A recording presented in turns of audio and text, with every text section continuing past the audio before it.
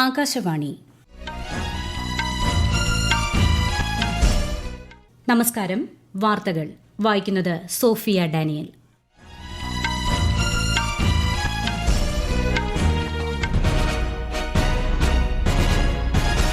പ്രധാന വാർത്തകൾ. ഭിന്നശേഷിക്കാർക്ക് തുല്യമായ അവസരങ്ങളും മെച്ചപ്പെട്ട ജീവിത സാഹചര്യങ്ങളും ഉറപ്പാക്കേണ്ടത് സമൂഹത്തിന്റെ ഉത്തരവാദിത്തമാണെന്ന് രാഷ്ട്രപതി ദ്രൌപദി മുർമു. ഭരണഘടനാ മൂല്യങ്ങൾ പൌരന്മാർക്ക് ഉറപ്പുവരുത്തുന്നതിലെ നിർണായക ചുവടുവയ്പ്പാണ് രാജ്യത്ത് നടപ്പാക്കിയ പുതിയ ക്രിമിനൽ നിയമങ്ങളെന്ന് പ്രധാനമന്ത്രി നരേന്ദ്രമോദി. പ്രതിപക്ഷ പ്രതിഷേധത്തെ തുടർന്ന് നിർത്തിവച്ച നടപടിക്രമങ്ങൾ പാർലമെന്റിന്റെ ഇരുസഭകളിലും പുനരാരംഭിച്ചു. രാജ്യത്തെ കാര്യക്ഷമമായി നയിക്കുന്നതിന് പാർലമെന്റിന്റെ സുഗമമായ പ്രവർത്തനം അനിവാര്യമാണെന്ന് പാർലമെന്ററി കാര്യമന്ത്രി കിരൺ റിജിജു. ആലപ്പുഴയിൽ വാഹനാപകടത്തിൽ ജീവൻ പൊലിഞ്ഞ വിദ്യാർത്ഥികൾക്ക് നാടിന്റെ അന്ത്യാഞ്ജലി. ഏഷ്യാ കപ്പ് ജൂനിയർ ഹോക്കി സെമിഫൈനലിൽ ഇന്ത്യ ഇന്ന് മലേഷ്യയുമായി ഏറ്റുമുട്ടും. വാർത്തകൾ വിശദമായി. ദിവ്യാംഗരുടെ ക്ഷേമത്തിനായി രാജ്യത്ത് ശക്തമായ പ്രവർത്തനങ്ങൾ തുടരണമെന്ന് രാഷ്ട്രപതി ദ്രൌപദി മുർമു. ദിവ്യാംഗരുടെ ശാക്തീകരണത്തിനായി ഏർപ്പെടുത്തിയ ദേശീയ പുരസ്കാരങ്ങൾ ലോക ഭിന്നശേഷി ദിനത്തിൽ ന്യൂഡൽഹിയിൽ വിതരണം ചെയ്യുകയായിരുന്നു രാഷ്ട്രപതി. പുരസ്കാര ജേതാക്കൾ സമൂഹത്തിന് മാതൃകയാണെന്നും രാജ്യത്തുടനീളമുള്ള ഭിന്നശേഷിക്കാർക്ക് പുരസ്കാരം പ്രചോദനമാകുമെന്നും ശ്രീമതി മുർമു പറഞ്ഞു.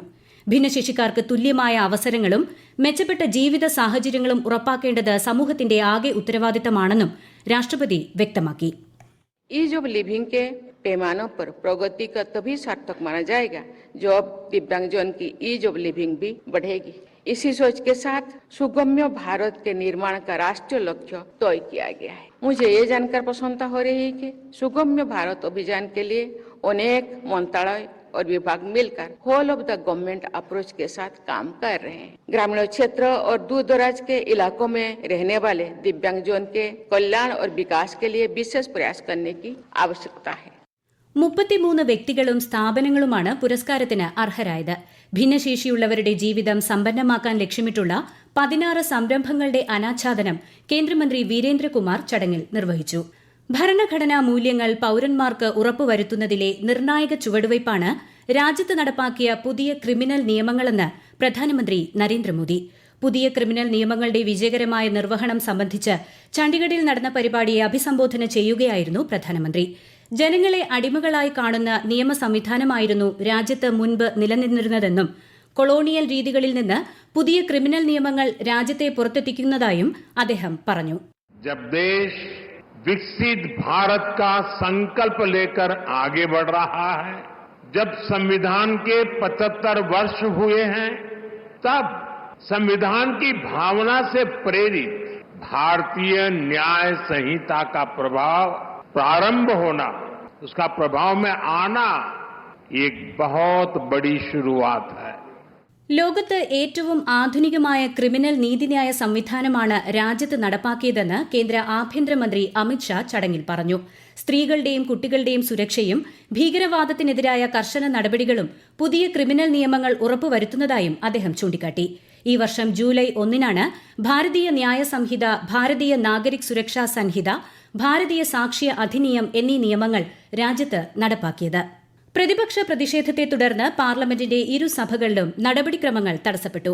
കോൺഗ്രസ്, സമാജ്വാദി പാർട്ടി, DMK തുടങ്ങിയ പ്രതിപക്ഷ പാർട്ടികളിലെ അംഗങ്ങളാണ് സഭയിൽ പ്രതിഷേധിച്ചത്. തുടർന്ന് നിർത്തിവച്ച നടപടിക്രമങ്ങൾ 2 മണിയോടെ പുനരാരംഭിച്ചു. സംഭൽ സംഘർഷം ഉൾപ്പെടെ വിവിധ വിഷയങ്ങളിൽ പ്രതിഷേധിച്ച് ഇരുസഭകളിലും പ്രതിപക്ഷം ഇന്ന് രാവിലെ വാക്കൌട്ട് നടത്തിയിരുന്നു. സമാജ്വാദി MP അഖിലേഷ് യാദവ് ലോക്സഭയിൽ ഇന്ന് ശൂന്യവേളയിൽ സംഭൽ വിഷയം ഉന്നയിച്ചു.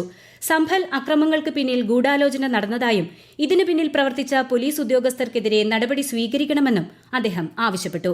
രാജ്യസഭയിലും സംഭൽ വിഷയത്തിൽ പ്രതിഷേധിച്ച് അംഗങ്ങൾ വാക്കൌട്ട് നടത്തി. സമാജ്വാദി പാർട്ടി MP രാം ഗോപാൽ യാദവ് രാജ്യസഭയിൽ വിഷയം ഉന്നയിച്ചു. സംഭൽ ആക്രമത്തിൽ 5 പേർ മരിക്കുകയും 20 പേർക്ക് പരിക്കേൽക്കുകയും ചെയ്തിരുന്നു. അദാനി ഗ്രൂപ്പിനെതിരായ കൈക്കൂലി ആരോപണം ഉൾപ്പെടെയുള്ള വിഷയങ്ങളിൽ INDIA MPമാർ പാർലമെന്റ് സമുച്ചയത്തിൽ ഇന്ന് പ്രതിഷേധ പ്രകടനം നടത്തി. ലോക്സഭാ പ്രതിപക്ഷ നേതാവ് രാഹുൽ ഗാന്ധി ഉൾപ്പെടെയുള്ള നേതാക്കൾ പ്രതിഷേധത്തിൽ പങ്കെടുത്തു. രാജ്യത്തെ കാര്യക്ഷമമായി നയിക്കുന്നതിന് പാർലമെന്റിന്റെ സുഗമമായ പ്രവർത്തനം അനിവാര്യമാണെന്ന് കേന്ദ്ര പാർലമെന്ററി കാര്യമന്ത്രി കിരൺ റിജിജു. പാർലമെന്റ് നടപടിക്രമങ്ങൾ തടസ്സം കൂടാതെ മുന്നോട്ട് കൊണ്ടുപോകുന്നതിൽ സർക്കാരും പ്രതിപക്ഷ പാർട്ടികളും സമവായത്തിലെത്തിയതിൽ അദ്ദേഹം സന്തോഷം പങ്കുവച്ചു. സ്പീക്കർ ഓം ബിർളയുടെ നേതൃത്വത്തിൽ ഇന്നലെ നടന്ന ചർച്ചയിലാണ് ഇത് സംബന്ധിച്ച് ധാരണയായത്. ഭരണഘടന സംബന്ധിച്ച പ്രത്യേക ചർച്ച പാർലമെന്റിന്റെ ഇരുസഭകളിലും ഈ മാസം 13 മുതൽ 17 വരെ നടക്കുമെന്നും ശ്രീ കിരൺ റിജിജു അറിയിച്ചു. വനിതകളുടെ നേതൃത്വത്തിലുള്ള വികസനത്തിലേക്കാണ് രാജ്യം മുന്നേറുന്നതെന്നും സ്ത്രീകളുടെ വികസനത്തിന് സർക്കാർ പ്രതിജ്ഞാബദ്ധമാണെന്നും കേന്ദ്രമന്ത്രി അന്നപൂർണ ദേവി. എല്ലാ മേഖലകളിലും സ്ത്രീകളുടെ നേതൃത്വത്തിൽ വികസനം കൈവരിക്കുക എന്നതാണ് കേന്ദ്ര സർക്കാരിന്റെ കാഴ്ചപ്പാടെന്നും മന്ത്രി ന്യൂഡൽഹിയിൽ വാർത്താസമ്മേളനത്തിൽ പറഞ്ഞു.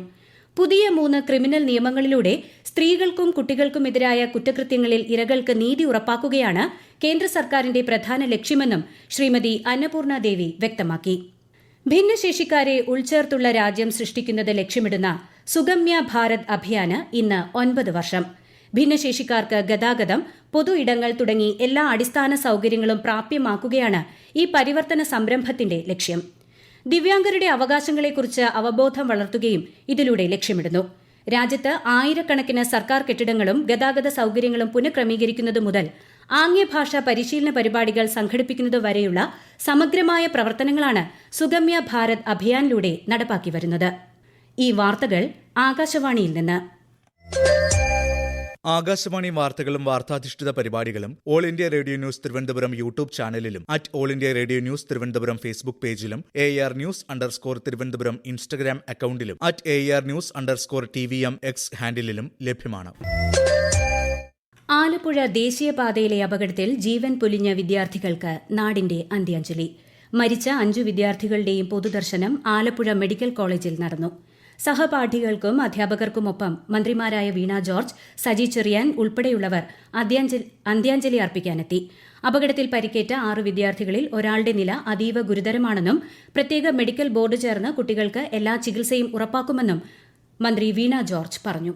പ്രധാനമന്ത്രി നരേന്ദ്രമോദി തമിഴ്നാട്ടിലെ പ്രളയക്കെടുതികൾ സംബന്ധിച്ച് മുഖ്യമന്ത്രി MK സ്റ്റാലിനുമായി ടെലിഫോൺ സംഭാഷണം നടത്തി. തമിഴ്നാടിന് സാധ്യമായ എല്ലാ സഹായവും നൽകുമെന്ന് പ്രധാനമന്ത്രി ഉറപ്പു നൽകി. ഫെയ്ഞ്ചൽ ചുഴലിക്കാറ്റ് സാരമായ നാശനഷ്ടങ്ങൾ വിതച്ച പുതുച്ചേരിയിൽ ജനജീവിതം വീണ്ടും സാധാരണ നിലയിലേക്ക്. വൈദ്യുതി, ഇന്റർനെറ്റ് ബന്ധം ഏതാണ്ട് പൂർണ്ണമായി പുനഃസ്ഥാപിക്കപ്പെട്ടു. കൂടുതൽ വിവരങ്ങളുമായി പുതുച്ചേരിയിൽ നിന്ന് ആകാശവാണി ലേഖകൻ ബിബിൻ S. നാഥ്. 24 മണിക്കൂർ നേരം കൊണ്ട് പെയ്ത 48.37 സെന്റിമീറ്റർ റെക്കോർഡ് മഴപ്പെയ്ത്തിൽ നഗരത്തിലെ പല ജനവാസ പ്രദേശങ്ങളിലും രൂക്ഷമായ വെള്ളക്കെട്ട് അനുഭവപ്പെട്ടിരുന്നു. കൃഷ്ണാനഗർ, കുബേർ നഗർ, രാജാജി നഗർ പോലുള്ള പല പ്രദേശങ്ങളിലും വീടുകളിൽ കുടുങ്ങിയവരെ ഇന്ത്യൻ കരസേനയുടെ ചെന്നൈ ഗാരിസൺ ബറ്റാലിയനും ദേശീയ ദുരന്ത നിവാരണ സേനയും ബോട്ടുകളിലെത്തിയാണ് രക്ഷിച്ചത്. ഇവിടെ നിന്നെല്ലാം വെള്ളം ഏതാണ്ട് പൂർണ്ണമായും ഇറങ്ങിയതോടെ തിരക്കിട്ട ശുചീകരണ പ്രവർത്തനങ്ങളിൽ ഏർപ്പെട്ടിരിക്കുകയാണ് ജനം. ചുഴലിക്കാറ്റ് ഏർപ്പെടുത്തിയ നഷ്ടങ്ങളിൽ നിന്ന് കരകയറാൻ 100 കോടി രൂപയുടെ സഹായം ആവശ്യപ്പെട്ടുള്ള പ്രാഥമിക റിപ്പോർട്ട് പുതുച്ചേരി ഗവൺമെന്റ് കേന്ദ്ര സർക്കാരിന് സമർപ്പിച്ചിട്ടുണ്ട്. ഫെയ്ഞ്ചൽ ചുഴലിക്കാറ്റിന്റെ പ്രഭാവത്താൽ ഉത്തര കേരളത്തിൽ ഇന്ന് ശക്തമായ മഴയ്ക്ക് സാധ്യതയെന്ന് കേന്ദ്ര കാലാവസ്ഥാ വകുപ്പ്. കണ്ണൂർ, കാസർഗോഡ് ജില്ലകളിൽ ഇന്ന് ഓറഞ്ച് ജാഗ്രത പ്രഖ്യാപിച്ചു. മലപ്പുറം, കോഴിക്കോട്, വയനാട്, പാലക്കാട്, തൃശൂർ, എറണാകുളം, ഇടുക്കി ജില്ലകളിൽ മഞ്ഞ ജാഗ്രതയാണ്. കേരള, കർണാടക, ലക്ഷദ്വീപ് തീരങ്ങളിൽ ഇന്ന് മത്സ്യബന്ധനത്തിന് വിലക്കേർപ്പെടുത്തി. ഏഷ്യ കപ്പ് ജൂനിയർ പുരുഷ ഹോക്കി സെമിഫൈനലിൽ നിലവിലെ ചാമ്പ്യന്മാരായ ഇന്ത്യ ഇന്ന് മലേഷ്യയുമായി ഏറ്റുമുട്ടും. ഒമാനിലെ മസ്കറ്റിൽ ഇന്ത്യൻ സമയം രാത്രി 8:30 മത്സരം. പൂൾ എയിൽ ദക്ഷിണ കൊറിയയെ തോൽപ്പിച്ച് ഇന്ത്യ 1ാം സ്ഥാനത്താണ്. ദേശീയ തലസ്ഥാനമായ ഡൽഹിയിൽ വായു ഗുണനിലവാരത്തിൽ നേരിയ പുരോഗതി. വായു ഗുണനിലവാര സൂചികയിൽ ഇന്ന് രാവിലെ 274 രേഖപ്പെടുത്തി.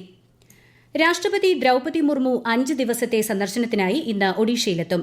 ഭുവനേശ്വറിലെ ആദിം ഒവാർ ജർപ്പ ജഹർ സന്ദർശിക്കുന്ന രാഷ്ട്രപതി പണ്ഡിറ്റ് രഘുനാഥ് മുർമുവിന്റെ പ്രതിമ അനാച്ഛാദനം ചെയ്യും. ഗോപബന്ധു ആയുർവേദ മഹാവിദ്യാലയത്തിന്റെ 75ാം വാർഷിക ആഘോഷത്തിലും ബ്ലൂ ഫ്ളാഗ് ബീച്ചിൽ നാവികസേനാ ദിനാഘോഷത്തിലും രാഷ്ട്രപതി പങ്കെടുക്കും. വ്യാഴാഴ്ച ഭുവനേശ്വറിൽ നടക്കുന്ന ഒഡീഷ അഗ്രികൾച്ചർ ആൻഡ് ടെക്നോളജി സർവകലാശാലയുടെ 40ാമത് ബിരുദദാന ചടങ്ങിലും ശ്രീമതി മുർമു പങ്കെടുക്കും. പ്രധാന വാർത്തകൾ വീണ്ടും. ഭിന്നശേഷിക്കാർക്ക് തുല്യമായ അവസരങ്ങളും മെച്ചപ്പെട്ട ജീവിത സാഹചര്യങ്ങളും ഉറപ്പാക്കേണ്ടത് സമൂഹത്തിന്റെ ഉത്തരവാദിത്തമാണെന്ന് രാഷ്ട്രപതി ദ്രൌപതി മുർമു. ഭരണഘടനാ മൂല്യങ്ങൾ പൌരന്മാർക്ക് ഉറപ്പുവരുത്തുന്നതിലെ നിർണായക ചുവടുവയ്പ്പാണ് രാജ്യത്ത് നടപ്പാക്കിയ പുതിയ ക്രിമിനൽ നിയമങ്ങളെന്ന് പ്രധാനമന്ത്രി നരേന്ദ്രമോദി. പ്രതിപക്ഷ പ്രതിഷേധത്തെ തുടർന്ന് നിർത്തിവച്ച നടപടിക്രമങ്ങൾ പാർലമെന്റിന്റെ ഇരുസഭകളിലും പുനരാരംഭിച്ചു. രാജ്യത്തെ കാര്യക്ഷമമായി നയിക്കുന്നതിന് പാർലമെന്റിന്റെ സുഗമമായ പ്രവർത്തനം അനിവാര്യമാണെന്ന് പാർലമെന്ററി കാര്യമന്ത്രി കിരൺ റിജിജു. ആലപ്പുഴയിൽ വാഹനാപകടത്തിൽ ജീവൻ പൊലിഞ്ഞ വിദ്യാർത്ഥികൾക്ക് നാടിന്റെ അന്ത്യാഞ്ജലി. ഏഷ്യ കപ്പ് ജൂനിയർ ഹോക്കി സെമിഫൈനലിൽ ഇന്ത്യ ഇന്ന് മലേഷ്യയുമായി ഏറ്റുമുട്ടും. വാർത്തകൾ കഴിഞ്ഞു. അടുത്ത വാർത്താ പ്രക്ഷേപണം വൈകിട്ട് 6:30.